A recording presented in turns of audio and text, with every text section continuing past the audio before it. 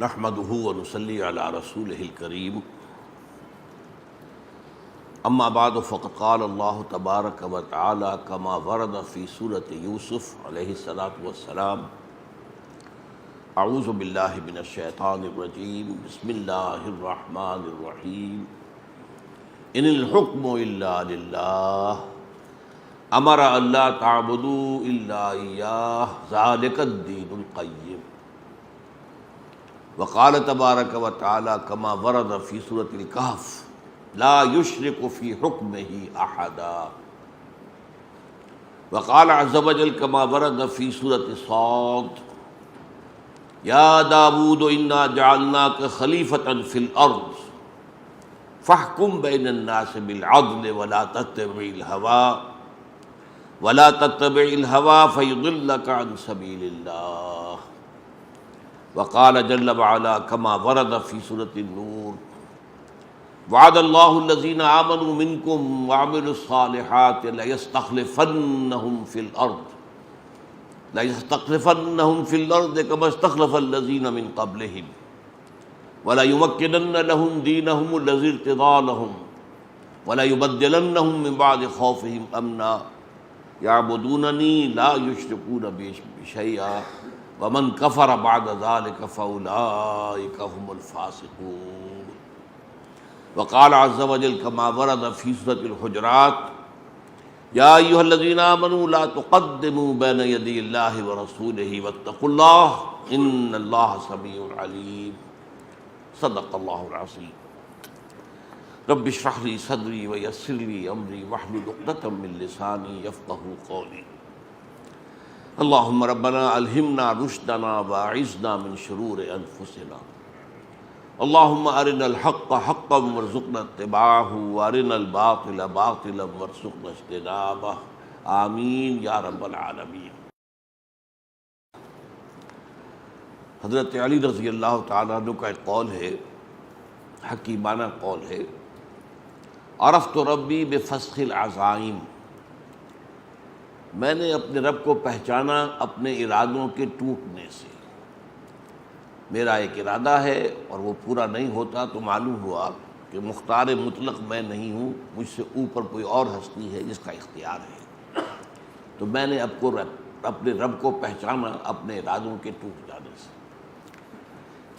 آج کے بارے میں نے یہ طے کیا ہے کہ ایک بحث جو ہمارے ہاں شروع ہوئی، اس جگہ بھی بحث ہو چکی ہے، اس لیے کہ ایک صاحب نے جو مجھے طویل خط لکھا تھا، آپ کو یاد ہوگا میں نے بتایا کہ انہوں نے مجھ پر اعتراض کیا تھا کہ آپ جمہوریت کی تعریف بھی کرتے ہیں، نفی بھی کرتے ہیں، تو اس میں ایک تضاد ہے۔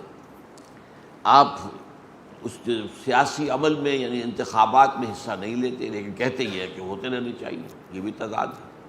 بہرحال اس کی تو جو بھی میں نے وضاحت کرنی تھی وہ میں کر چکا ہوں۔ لیکن ملا صوفی محمد صاحب جو ہے انہوں نے جو باتیں کی ہیں، اب ایک تو ان کی شخصیت بڑی اہم ہو گئی اچانک بہت، اس لیے کہ جو انتہائی آخری درجے کا فساد پیدا ہو چکا تھا اس علاقے میں، تو ان کے سامنے آنے سے اور ان سے جو معاہدہ کیا سرحد کی صوبائی حکومت نے، اس سے یہ ہے کہ ایک دم مہامن ہو گیا۔ اس اعتبار سے یقیناً ان کی شخصیت جو ہے وہ بہت نمایاں ہو کر آ گئی۔ لیکن پھر انہوں نے جو باتیں کی ہیں وہ ایسی ہیں کہ جس کی وجہ سے بڑی چہمے گوئیاں عوام کے اندر ہیں اور بہت کنفیوژن پیدا ہو گیا ہے لوگوں کے اندر، اور یہ کہ کیا بات حقیقت ہے کیا غلط ہے۔ انہوں نے جمہوریت کو کفر قرار دیا ہے، اور یہ کہ سپریم کورٹ بھی ہے، فلاں ہائی کورٹ بھی، یہ سب کفر کے ادارے ہیں، اور الیکشن میں حصہ لینا جو ہے کفر کے ساتھ تعاون ہے۔ اور میں تو فلاں مذہبی لیڈروں کا نام لے کر کہا کہ میں تو ان کے پیچھے نماز بھی نہیں پڑھتا، اس لیے کہ وہ ایک کفریہ پروسیس کے اندر جو ہے وہ شریک ہے۔ تو میں یہ سمجھتا ہوں کہ اس وقت ضرورت ہے اس بات کی کہ اس کو اچھا ذرا تفصیل کے ساتھ سمجھ لیا جائے کہ جمہوریت، اب کچھ لوگ کہتے ہیں جمہوریت عین اسلام ہے، بالکل اسلام ہے، اسلام کے مطابق ہے، اور ایک رائے یہ آ رہی ہے کہ جمہوریت عین کفر ہے۔ تو اس میں حقیقت کیا ہے اس کو سمجھ لینا چاہیے۔ پہلی بات تو جاننے کی یہ ہے کہ انسانی حاکمیت کی نفی مطلق کرتا ہے قرآن۔ انسانی حاکمیت، ساورنٹی، نفی مطلق، اور اس کے بجائے انسانی خلافت کا تصور پیش کرتا ہے یہ بات اپنی جگہ پر قرآن مجید سے بالکل واضح ہے۔ حضرت آدم کی تخلیق ہوئی، انی جاعل فی الارض خلیفہ، میں زمین میں ایک خلیفہ بنانے والا ہوں۔ تو خلافت تو گویا کہ وہ تو جو تخلیق کا مقصد ہے حضرت آدم کی، جن کی ہم نسل ہیں، انہیں کی وہ ہمارے بابا آدم جو ہیں وہی ہیں، تو وہ ان کو زمین کی خلافت ہی کے لیے پیدا کیا گیا تھا۔ لیکن حاکمیت جو ہے وہ سوائے اللہ کے اور کسی کے لیے نہیں۔ ما سوا کی حاکمیت وہ کسے باشد کوئی بھی ہو، وہ کفر ہے، وہ شرک ہے، اس میں کوئی شک نہیں۔ بلکہ اس دور کے جو سب سے بڑے شرک ہیں، جنہیں عام طور پر جو بہت ہمارے ہاں موحد ہیں جو سمجھتے ہیں کہ وہ توحید پر ان کا بڑا مستقل جو ہے اور بہت عمدہ جو ہے وہ موقف ہے، وہ بھی اس آج کے دور کے اس شرک کو نہیں سمجھ رہے۔ عقیدے کا شرک انہیں معلوم ہے، قبر کو سجدہ کیا تو شرک ہو گیا، اللہ کے سوا کسی اور سے مدد مانگی، یا علی مدد، یا غوث و اعظم، یہ شرک ہو گیا۔ لیکن یہ اس دور کے اصل شرک جو ہیں، وہ میری کتاب جو ہے حقیقت و اقسام شرک، اس کا مطالعہ اگر آپ کریں گے تو آپ کو معلوم ہوگا کہ اس دور کے بڑے نئے شرک ہیں۔ اور یہ کہ ہر دور میں اس دور کے شرک کو اگر نہ پہچانا جائے تو ایک آدمی بذوق خیش اپنے خیال میں بہت بڑا موحد ہوگا، لیکن بالفعل وہ اپنے دور کے شرک میں مبتلا ہوگا۔ تو آج کے دور کا سب سے بڑا شرک عوامی حاکمیت، انسانی حاکمیت، جبکہ حاکمیت اسلام کے نزدیک صرف اللہ کی۔ ان الحکم الا للہ، سورہ یوسف کے اندر بڑے کھلے الفاظ میں، نہیں ہے کوئی حکم مگر اللہ کے لیے۔ حاکمیت اللہ کی ہے، حکم دینے کا اختیار مطلق اللہ کے لیے۔ اب ہمیں سمجھ لینا چاہیے کہ حاکمیت اور خلافت میں فرق کیا ہے۔ دیکھیے، حاکمیت سے مراد یہ ہے کہ قانون سازی کا مطلق اختیار موجود ہو، جو چاہیں قانون بنائیں۔ اور نمبر دو، ہر معاملے میں آخری فیصلہ اسی کے ہاتھ میں ہو، اس کی حاکمیت ہے۔ خلافت کیا ہے؟ کسی اور کی حاکمیت کے تحت ایک محدود حد تک نیابت، اس کے نائب کی حیثیت سے عمل کرنے کا اختیار، یہ خلافت ہے۔ اب ان دونوں کو سمجھ لیجئے۔ میں پہلے ذکر کرتا ہوں بادشاہت کا۔ یہ اصل میں معاملہ جو ہے یہ سوشل ایوولوشن کے مختلف مدارج ہیں۔ ایک زمانہ تھا کہ ہمارے آباء و اجداد جو تھے وہ کوئی غاروں میں رہتے تھے، تو کوئی نظام کوئی تھا ہی نہیں، نہ سیاسی نظام، نہ کوئی معاشی نظام، کچھ بھی نہیں۔ اس کے بعد پھر بنا قبیلہ بن گیا، قبیلے میں اختیار اس کے سردار کے ہاتھ میں آ گیا، اس کی بات ماننی پڑے گی، سردار ہے، اس قبیلے کی یہ ریت ہے، آپ اس قبیلے سے ہیں، آپ کو اس کی پابندی کرنی پڑے گی۔ تو گویا کہ جیسے جیسے نظام بڑھا تو پابندیاں لگنی شروع ہوئی۔ اس کے بعد آیا معاملہ سٹی اسٹیٹس، 2 3 4 5 قبیلے آ کر ایک جگہ پر آباد ہو گئے۔ اب ہر قبیلہ اپنی جگہ پر انتظامی ایک یونٹ ہے، ہر قبیلے کا سردار ہے، وہ اپنی جگہ پر انتظامی یونٹ ہے۔ پانچوں کے درمیان کیا معاملہ ہوگا؟ اب یہاں سے دستور کا معاملہ شروع ہوا کہ کوئی قواعد ہوں گے، یہ پانچوں کے درمیان معاملات کیسے طے ہوں گے، کون طے کرے گا، کس کو کیا اختیار ہے۔ اب یہاں پر معاملہ جو ہے گویا کہ اگلی سیڑھی آ گئی۔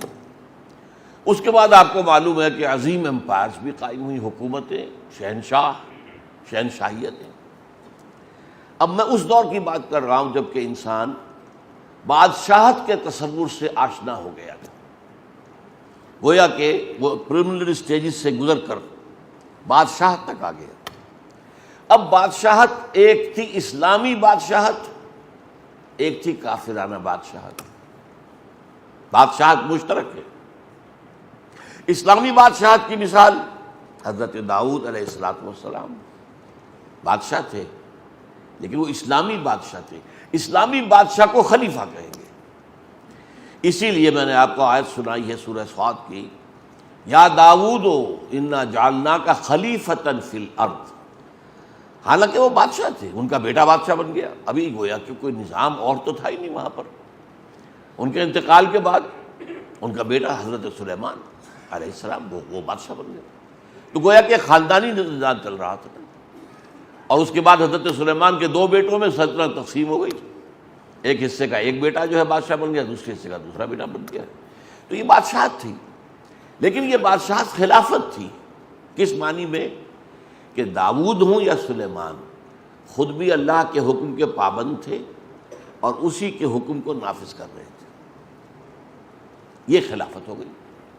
اپنا انہوں نے دعویٰ نہیں کیا کہ ہم مختار مطلق ہیں، جو چاہے فیصلہ کریں، نہیں، حاکم اللہ ہے، ہم خلیفہ ہیں، ہم اللہ کے نائب ہیں۔ اللہ کا جو حکم آتا ہے، اور یہ ظاہر بات ہے کہ اللہ کا حکم براہ راست انہی کے پاس آ رہا ہے نا، کیونکہ وہ نبی ہے۔ آج کل جسے آپ کہتے ہیں ہاٹ لائن پر رابطہ قائم ہو رہا، تو گویا کہ ایک ہاٹ لائن تھی حضرت داؤد اور اللہ کے درمیان، جس سے وحی آ رہی ہے، احکام آ رہے ہیں۔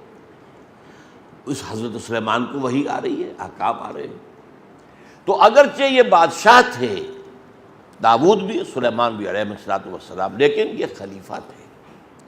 اب ہم کہہ سکتے ہیں اسلامی بادشاہ، یہ گویا کہ اسلامی بادشاہت تھی یا خلافت تھی۔ یہ دونوں الفاظ جان بوجھ کر میں بول رہا ہوں تاکہ بعد میں جو باتیں مجھے کہنی ہیں وہ واضح ہو جائیں۔ اب ان دو کے برعکس آئیے، نمرود اور فرعون، یہ بھی بادشاہ تھے، لیکن یہ خدائی کے حقوق کے دعوے دار تھے، ہمارا حکم چلے گا، جو ہم چاہیں گے کریں گے۔ فرعون کا دعویٰ کیا تھا؟ الیس لی ملک مصر وہذہ الانہار تجری من تحتی، کیا مصر کی حکومت میری نہیں ہے؟ میں بادشاہ ہوں، میں مالک ہوں، اور یہ سارا آبپاشی کا نظام جو ہے، آپ کو معلوم ہے وہاں پر دریائے نیل سے آبپاشی، یہ سارا نظام میرے تحت ہے۔ کیا مانی؟ جس کا چاہوں موگا کھول دوں، جس کا چاہوں بند کر دوں، جس کو چاہوں پانی دوں، جس کو چاہوں نہ دوں، میرا اختیار ہے۔ اس کا نام فرعونیت ہے، یہ کفر ہے، یہ شرک ہے۔ یہ جو بادشاہت ہے جہاں دعویٰ ہو جائے حاکمیت کا، وہ شرک ہے اور کفر ہے۔ اسی طرح نمرود تھا، نمرود نے بھی تو کہا تھا نا کہ میں بھی، ابراہیم سے ان کا مجادلہ ہوا علیہ السلام، حضرت ابراہیم نے کہا میرا رب وہ ہے الذی یحیی و یمیت، جو جس کو چاہتا ہے زندہ رکھتا ہے، جس کو چاہتا ہے مار دیتا ہے۔ میں انا احیی و امیت، ہاں میں بھی، میرے پاس بھی اختیار موجود ہے۔ اس نے کہیں جیل کے اندر سے دو قیدی منگوائے، ایک کی گردن اسی کو توڑوا دی سب کے سامنے، دوسرے کو چھوڑ دیا، دیکھو میرا اختیار ہے، انا احیی و امیت، میں نے ایک کو زندہ رکھا، ایک کو قتل کر دیا، ہے کہ نہیں؟ پھر حضرت ابراہیم نے اس سے کہا کہ میرا رب جو ہے یاتی الشمس من المشرق فأت بہا من المغرب، میرا رب وہ ہے جو سورج کو مشرق سے نکالتا ہے، تو اگر رب ہے تو مغرب سے نکال کے دکھا۔ فبہت الذی کفر، تو وہ جو کافر تھا وہ مبہوت ہو کر رہ گیا۔ یہ نمرود کی بادشاہی، یہ کفر ہے، یہ شرک ہے۔ فرعون کی بادشاہی کفر ہے، شرک ہے، اسے غیر اسلامی کافرانہ بادشاہی کہہ لیجئے۔ داؤد کی بادشاہی عین اسلامی ہے، اسے اسلامی بادشاہت کہیں یا خلافت کہیں۔ سلیمان کی بادشاہی عین اسلامی ہے، اسے خلافت کہیں یا اسلامی بادشاہت۔ اب اگلی بات سمجھیے، جب تک کہ نبوت چل رہی تھی، سلسلہ جاری تھا، آج سے 1400 برس پہلے تک تو جاری تھا نا، تو نبی ہی خلیفہ ہوتا تھا، یعنی خلافت شخصی تھی۔ یہ نوٹ کیجئے لفظ شخصی، پرسنل، ایک آدمی خلیفہ ہے۔ چنانچہ یا داؤد انا جعلناک خلیفۃ فی الارض، اے داؤد ہم نے تمہیں بنایا ہے خلیفہ۔ اجتماعی خلافت نہیں تھی، یہ خلافت کیا تھی؟ شخصی۔ ہر نبی خلیفہ ہے، اور اس کی وجہ صاف ہے، وہی اس کے پاس آتی ہے، جو اصل حاکم ہے، جو اصل حکمران ہے، جس کے لیے حاکمیت ان الحکم الا للہ الملک القدوس، وہ جو ہے، ظاہر بات ہے کہ اس کا رابطہ تو ان سے ہے نا، اور عام آدمیوں کا تو نہیں ہے۔ ان کے پاس اللہ کے احکام آ رہے ہیں اور وہ اسے نافذ کرتے ہیں۔ جہاں اللہ کا حکم نہیں ہے وہاں اپنی عقل سے، اپنے فہم سے، اپنی سمجھ سے کام لیتے ہیں۔ یہ خلافت کا ایسنس جو ہے سمجھ لیجیے۔ اس کو ایک بہت عمدہ مثال سے جو ہمارے لیے بہت آسان ہو جائے گی، آج سے چلیے 65-70 سال پہلے کیا صورت تھی ہندوستان میں؟ ہمارا حاکم کون ہوتا تھا؟ وہ بادشاہ ہے جو انگلستان میں بیٹھا، یا ملکہ ہے جو انگلستان میں بیٹھی، سوورنٹی تو اس کی تھی۔ یہاں وائس رائے ہوتا تھا دلی میں۔ وائس رائے کا کیا ریلیشن شپ ہے اس حکومت کے ساتھ؟ جو حکم آ جائے گا، ہز میجسٹیز گورنمنٹ، اگر بادشاہ ہے تو ہز میجسٹیز گورنمنٹ کہیں گے، اگر کوئین ہے تو ہر میجسٹیز گورنمنٹ کہیں گے۔ جو حکم وہاں سے آئے گا تو وہ جو وائس رائے ہے لازماً اس کی تنفیذ کرے گا، اسے اختیار نہیں ہے اس میں رد و بدل کرنے کا۔ لیکن جہاں کوئی حکم نہیں آیا ہے وہاں وائس رائے کا کام ہے اپنی سمجھ سے کام لے، اپنے ذہن سے کام لے، دیکھیں موجودہ جو حالات ہیں، جو گیون سرکمسٹانسز ہیں، اس میں ہماری جو مملکت ہے، امپائر جو ہے، اس کے انٹرسٹ میں، اس کے مفاد میں کیا فیصلہ کرنا چاہیے۔ لیکن فیصلہ کون کرے گا؟ وائس رائے کرے گا، اس لیے کہ حکومت وہاں سے اصل حاکم کی طرف سے کوئی فرمان نہیں آیا۔ بس یہ ہے وائس ریجنسی کہہ لیجیے اس کو، یہی خلافت ہے۔ جو حکم اللہ کی طرف سے آ گیا وہ نافذ کرنا ہے، اس میں نبی کو اختیار نہیں ہے کوئی تبدیل کر دینے کا۔ البتہ جہاں کوئی حکم نہیں ہے وہ نبی جو ہے اپنی فہم، اپنی سوچ، اپنی صلاحیت، اپنی ذہانت، اس سے کام لے کر جو فیصلہ چاہے گا کرے گا۔ اچھا، یہ کب تک سلسلہ چلا ہے؟ جب تک نبوت جاری تھی۔ اس سلسلے کی آخری کڑی کون تھے؟ محمد رسول اللہ صلی اللہ علیہ وسلم۔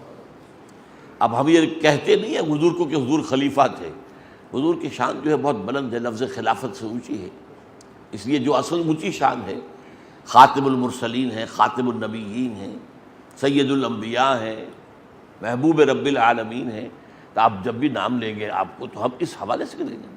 لیکن آپ یہ سوچئے کہ مدینے میں جو چھوٹی سی ریاست قائم ہوئی اس کا حاکم کون تھا؟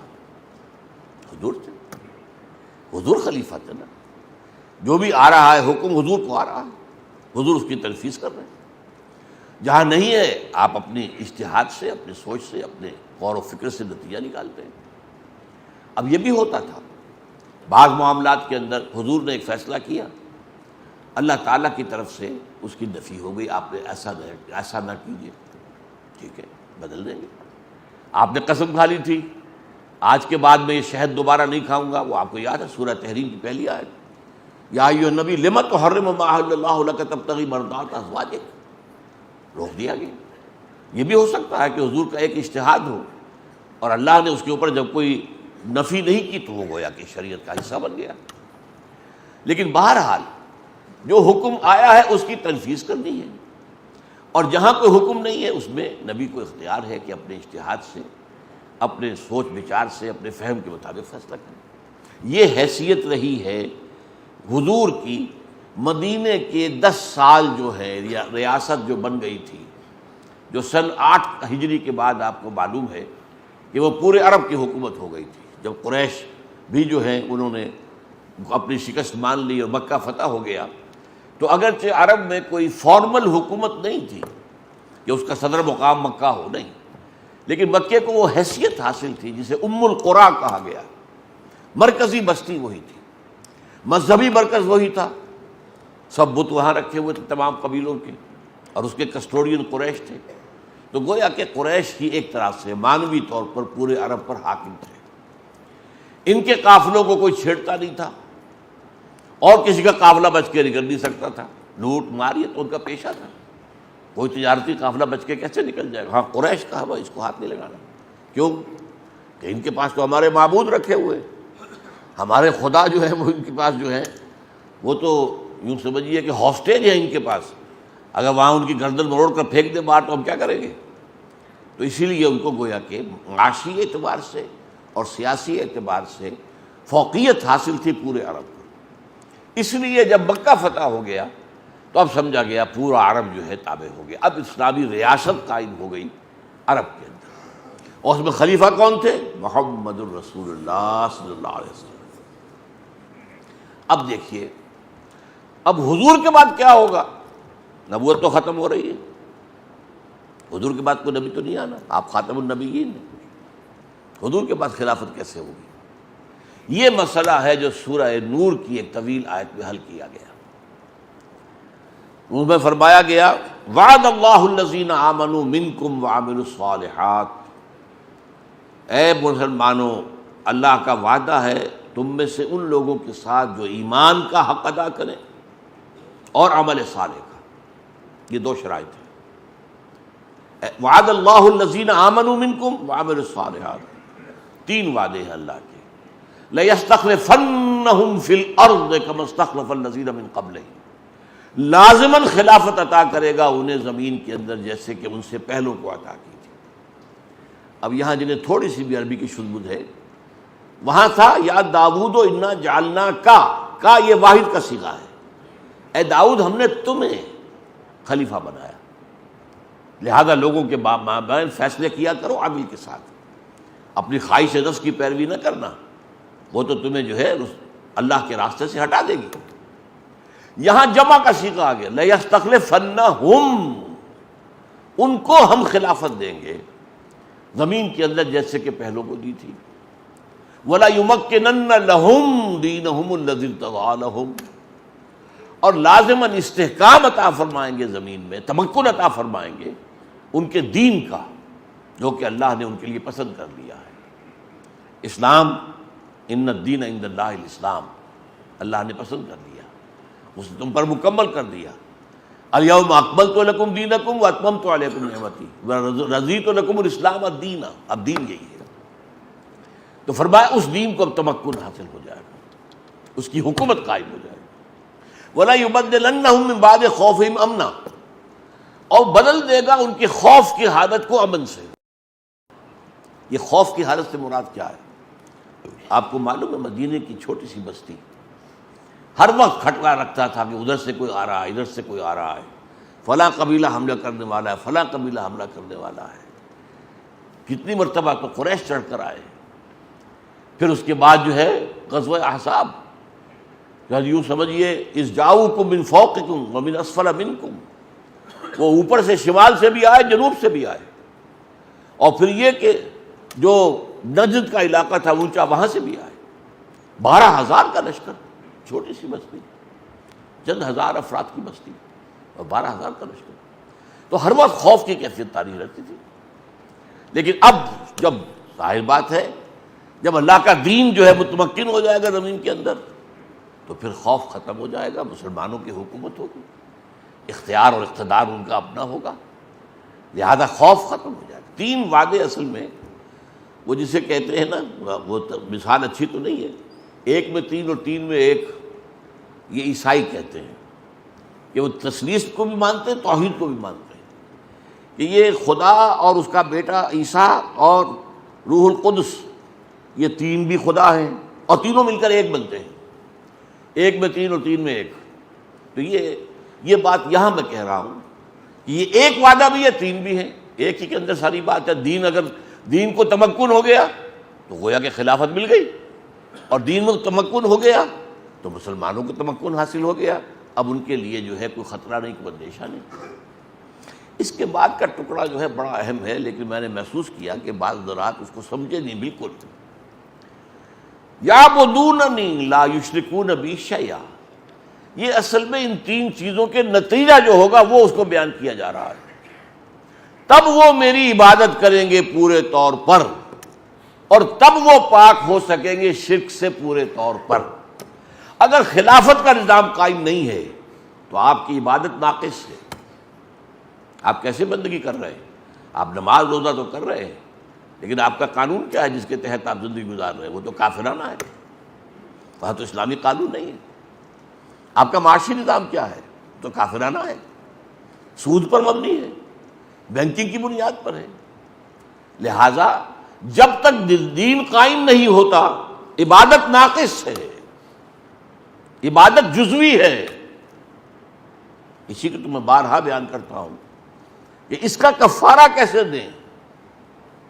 ہم یہاں زندگی گزار رہے ہیں تو گناہ کر رہے ہیں، لیکن کیا کریں، کہاں جائیں؟ کہیں نہیں جا سکتے۔ کہیں دنیا میں اسلامی حکومت ہو تو ہمارا وہاں جا کر ہجرت کر کے وہاں جانا فرض ہو جائے گا، ہے ہی نہیں، کہیں بھی نہیں ہے۔ اس حوالے سے مجبور ہے، تو مجبور ہو تب بھی جو گناہ تمہارے اندر جا رہا ہے، سود کا گناہ تمہارے اندر جا رہا ہے، جیسے دھواں جاتا ہے اندر، جیسے غبار جاتا ہے اندر، اس کا کفارہ کیا ہے؟ کفارہ یہ ہے کہ اس نظام کے خلاف جد و جہد کرو اور نظام اسلام کو قائم کرنے کی کوشش کرو۔ اگر یہ کر رہے ہو تو اس گناہ کا کفارہ ہو جائے گا، اس گناہ کی تلافی ہو جائے گی۔ اور اگر اس نظام کو تسلیم کیا ہوا دل سے تو پھر تو تم اللہ کے باغی ہو، باغیوں سمیت ہو۔ پھر اگر بش کہہ سکتا ہے، ایک عام سا آدمی، کون کیا ہے اس کی حیثیت، وہ صدر امریکہ تھا تو کچھ تھا بھی، حالانکہ ان کے ہاتھ میں کیا ہے، سارا یہودیوں کے اعلی کار ہے، اور اب کیا حیثیت ہے اس کی؟ یو آر ود اس اور اگینسٹ اس، تم یا ہمارے ساتھی ہو تو ہمیں ساری یہ چیزیں دو، نہیں تو پھر ہم تمہارے دشمن ہیں، تم ہمارے دشمن ہو۔ اللہ بھی یہ کہتا ہے تم یا میرے ہو تو حزب اللہ میں ہو، حزب اللہ میں نہیں ہو تو پھر حزب الشیطان ہے۔ اللہ اللہ خیر صلی۔ اس حوالے سے تو تین باتیں جب ہو جائیں گی تب گویا کہ عبادت مکمل ہو۔ یعبدوننی لا یشرکون بی شیئا، جب تک وہ نظام قائم نہیں ہوتا شرک ہے۔ اگر وہ نظام نہیں ہے تو آپ کا دستور اگر کافرانہ ہے تو شرک ہے۔ اگر کوئی بادشاہ بن کر بیٹھا ہوا ہے مطلق کہ جو چاہوں قانون بنا لوں، شرک ہو گیا۔ تو گویا کہ توحید بھی مکمل ہوگی کب؟ جبکہ حکومت اللہ کی ہو جائے۔ الحکم للہ ان الحکم الا للہ۔ اگر یہ بات کب ہوگی؟ جب ہم تمہیں خلافت دے دیں گے، تمہارے دین کو زمین میں تمکن دے دیں گے، اور تمہارے اوپر جو خوف کی فضا طاری اسے ختم کر دیں گے۔ یعبدوننی، پھر تم ہماری عبادت کرو گے جیسے کہ عبادت کرنے کا حق ہے، پھر تم شرک سے بچو گے جیسے کہ شرک سے بچنے کا حق ہے۔ یعبدوننی لا یشرکون بی شیئا ومن کفر بعد ذلک فاولئک هم الفاسقون۔ اب یہ جملہ بھی کیوں کہا گیا؟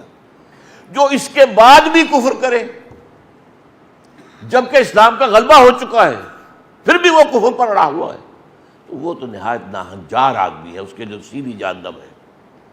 اس لیے کہ چلیے باطل کے غلبے کے اندر آپ اگر کہیں میں مجبور ہوں کیا کروں، آپ کو معلوم ہے جب ہجرت فرض ہو گئی تھی تب بھی کچھ لوگوں نے ہجرت نہیں کی مکے سے، اور ان میں کچھ کے لیے تو صاف کہہ دیا گیا کہ یہ منافق ہیں، ان سے تمہارا کوئی رابطہ نہیں ہوگا۔ ما لکم من ولایۃ من شیء حتی یہاجروا، جب تک ہجرت نہ کرے۔ لیکن یہ کہ بوڑھے، ضعیف، بیمار، جو راستہ نہیں جانتے، عورتیں، سفر کی کوئی قدریہ نہیں، ان کو معاف کر دیا گیا، ان کا معاملہ اور ہے۔ تو اس لیے اگر تو کوئی شخص جو ہے مجبوری کی حالت کے اندر، چونکہ غلبہ اس کا ہے، اور اس کے اندر آپ سوچئے ایک شخص سارا دن محنت شاقہ کر کے، محنت شاقہ 12 گھنٹے، آج کل سرکاری ملازم بھی جو ہیں ان میں سے آپ دیکھیں گے کہ 8 گھنٹے اگر سرکار کے ملازمت کرتے تو کہیں شام کو کوئی اور جاب کرتے ہیں، تب کہیں جا کر بچوں کے لیے 2 وقت کی روٹی کا انتظام ہوتا ہے، اور جو عام مزدور ہے ان کا جو حال ہے، اب ان کے لیے تو ظاہر بات ہے کوئی اور جد و جہد کرنا ممکن نہیں ہے۔ ایسے لوگوں کا معاملہ تو اللہ تعالیٰ جو ہے وہ معاف کر دے گا، لیکن یہ کہ جن لوگوں کے لیے ممکن ہے اور نہ کرے، فَأُولَٰئِکَ هُمُ الْفَاسِقُونَ۔ جب دین کا غلبہ بھی ہو گیا اب بھی وہ دین کے اوپر آنے کو تیار نہیں۔ اب وہ امتحان تو نہیں رہا جو پہلے تھا۔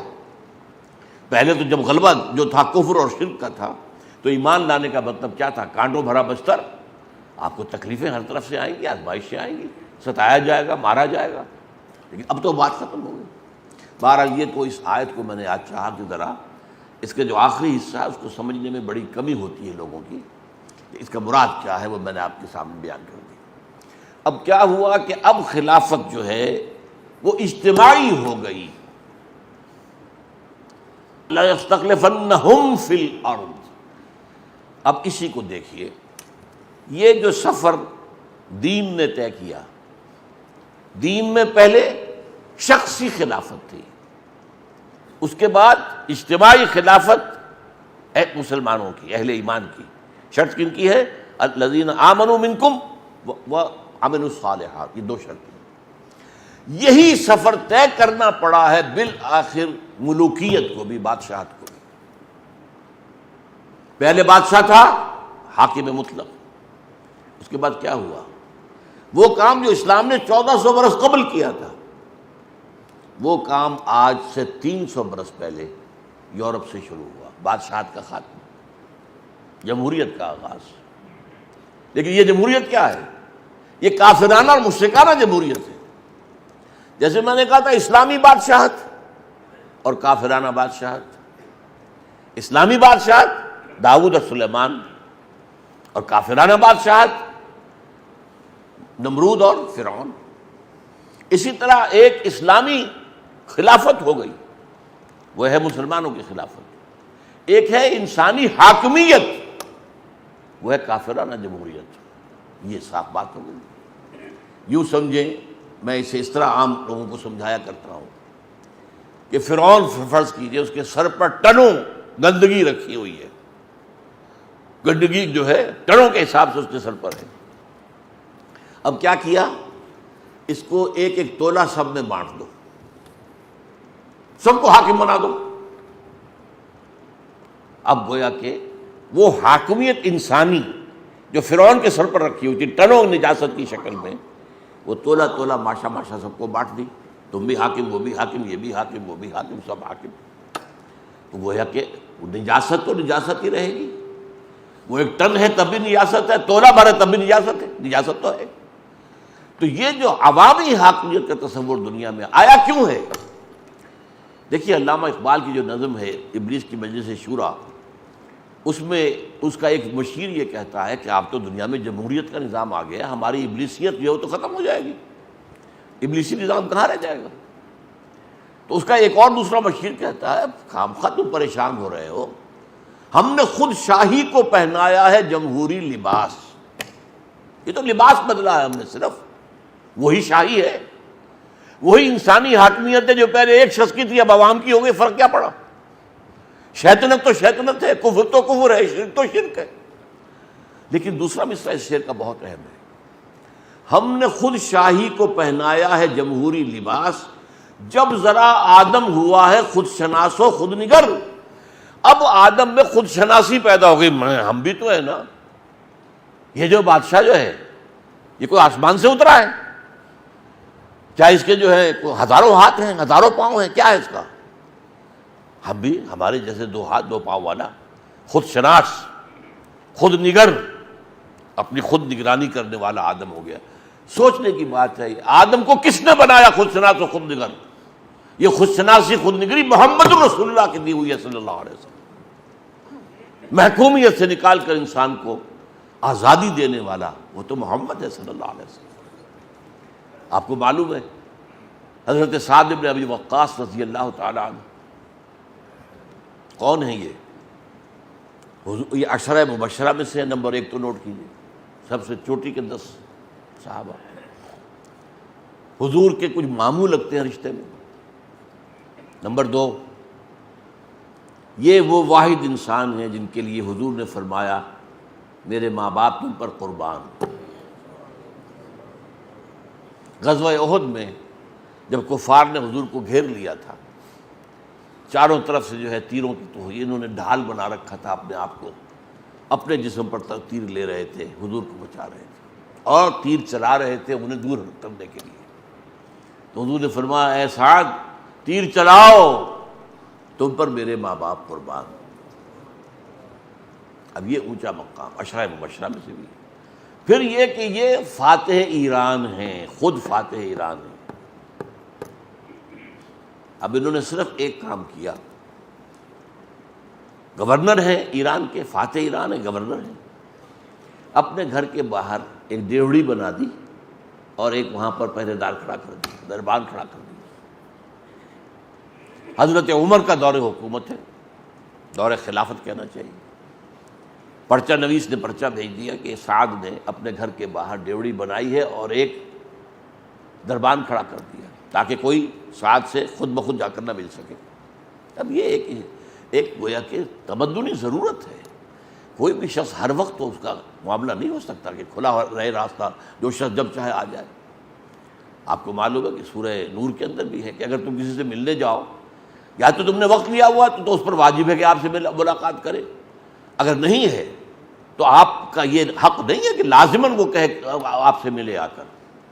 وَإِذَا قِيلَ لَكُمْ ارْجِعُوا، اگر کہا جائے کہ لوٹ جاؤ تو لوٹ جاؤ، اس میں غصے کی بات کیا؟ بھائی اس کا کوئی کام ہے، وہ کر رہا ہے، کوئی اہم کی مصروفیت ہے، آپ نے اس سے وقت تو نہیں لیا تھا نا، تو آپ کا یہ نہیں ہے حق کہ آپ لازماً جو ہے کہ میں آیا ہوں تو ملاقات میرے ساتھ کرے۔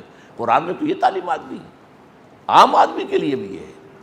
تو ظاہر بات ہے جو گورنر ہے اس کی مصروفیات ہیں، ضروریات ہیں، لیکن اسلام نے جو مقام دیا ہے اس کو سوچئے۔ حضرت عمر نے خط لکھا، اے سعد، لوگوں کو ان کی ماں نے آزاد پیدا کیا تھا، تم نے انہیں اپنا غلام کب سے بنا لیا ہے؟ اور جو پرچہ دیا جو اپنا آپ کا جس کے جو ایلچی جا رہا تھا اس سے کہا پہلے جا کر ڈیوڑی کو آگ لگا دینا، پھر یہ خط دینا سعد کو۔ اتنا فرق بھی گوارا نہیں ہے کہ لوگ آپ سے مل نہ سکے یا ملنے کے لیے وقت پہلے طے کریں۔ سید القوم خادمہم، یہ حضور کا فرمان میں کہا کرتا ہوں کہ ایک عام آدمی سنے گا کہ بڑی شاعری اچھی کی ہے، کیا ہے کہ سید القوم خادمہم کبھی ہوا ہے بھلا؟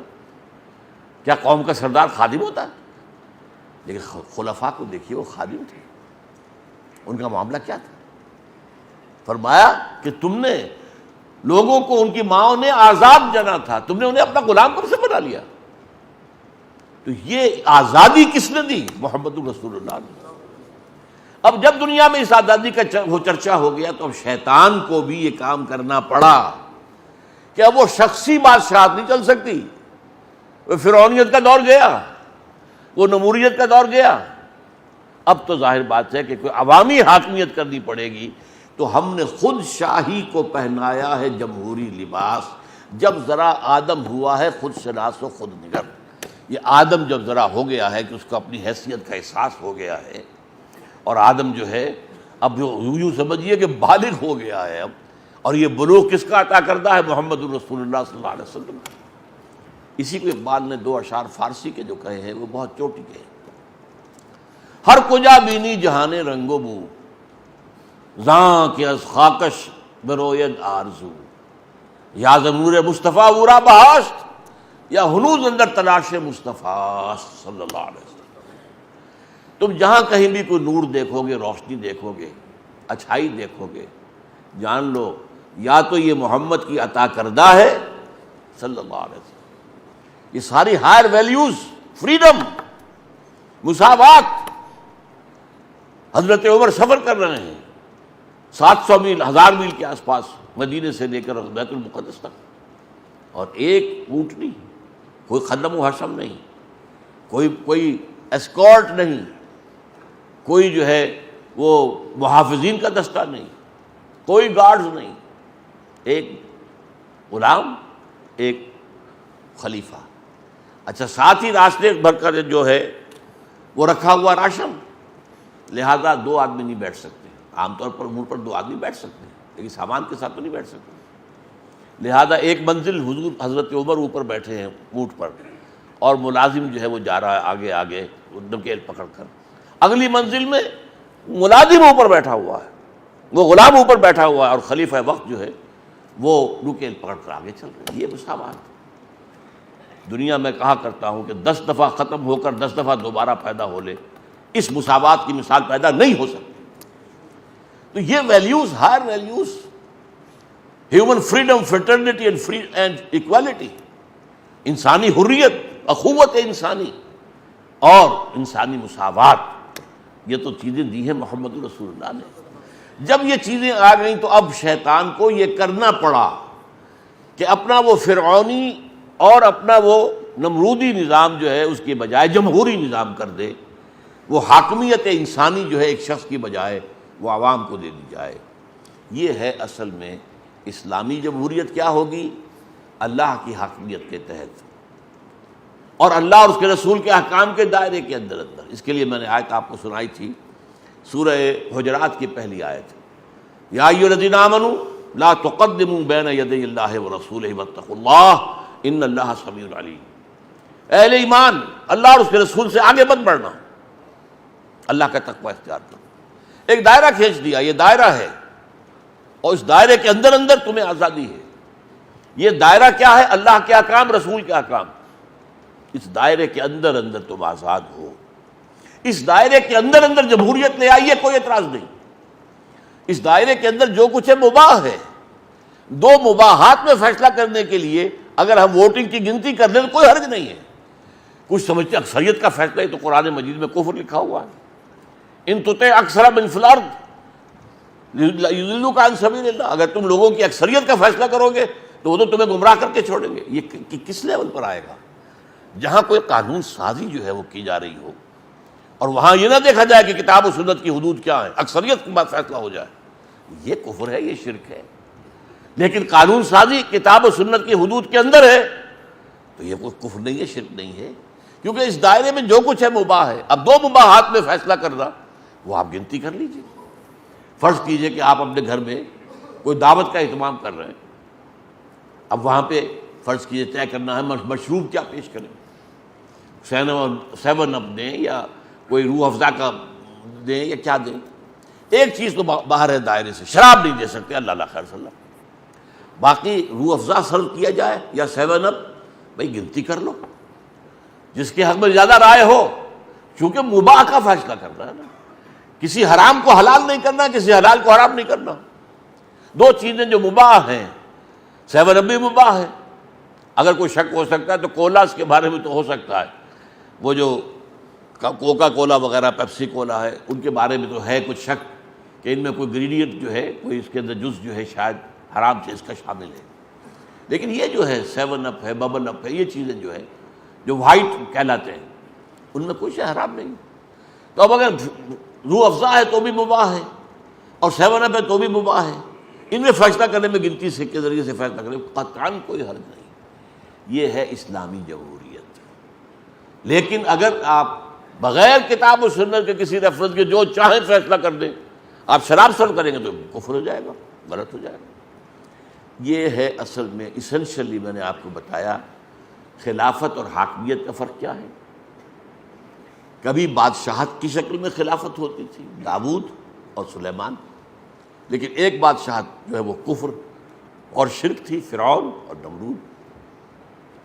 نبی رہے جب تک نبوت چلتی رہی، ایک شخص جو ہے وہ خود خلیفہ ہوتا تھا، اسے لوگ نہیں منتخب کرتے تھے، ظاہر بات ہے کہ اللہ منتخب کرتے ہیں جس کو چاہتا ہے نبوت کے لیے، بس وہی خلیفہ۔ اس سلسلے کی آخری کڑی محمد رسول اللہ صلی اللہ علیہ وسلم۔ نبوت کے خاتمے کے بعد خلافت اب اجتماعی شے بن گئی، کلیکٹیو، لیکن حاکمیت نہیں، عوامی حاکمیت نہیں، اور عوامی خلافت بھی نہیں۔ خلافت مسلمانوں کی، عوام کی نہیں۔ کوئی کافر اگر ہے، غیر مسلم، وہ اس میں شامل نہیں ہے خلافت کے اندر۔ خلافت کا حق صرف اہل ایمان کا ہے۔ وعد اللہ الذین آمنوا منکم وعملوا الصالحات لَيَسْتَخْلِفَنَّهُمْ فِي الْأَرْضِ۔ خلافت ان کا حق ہے جو ایمان اور عمل صالح کا حق ادا کرے، لیکن یہ اجتماعی ہے۔ اس میں ظاہر بات ہے کہ اس کو مسلمان باہمی مشورے سے چنیں گے۔ وہ معاملہ جو اللہ کی طرف سے کوئی مامور من اللہ نہیں ہے، حضور کے بعد اب جو بھی ہے مسلمانوں کے مشورے سے بنیں گے، اور ان کا کوئی اختیارات مطلق نہیں ہے کہ جو چاہیں قانون سازی کر دیں، بلکہ اللہ اور اس کے رسول کے حدود کے اندر اندر، ان کے احکام کے حدود کے اندر اندر۔